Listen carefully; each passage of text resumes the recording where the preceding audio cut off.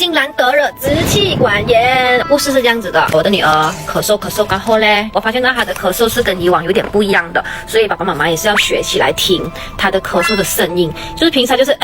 可是呢，这一次的咳嗽是她就是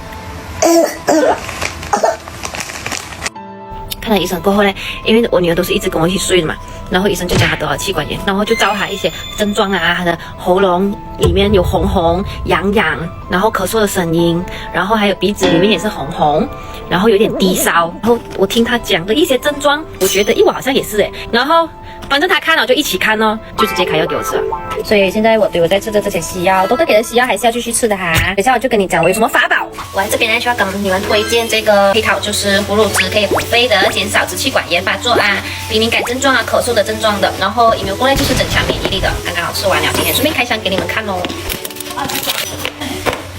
就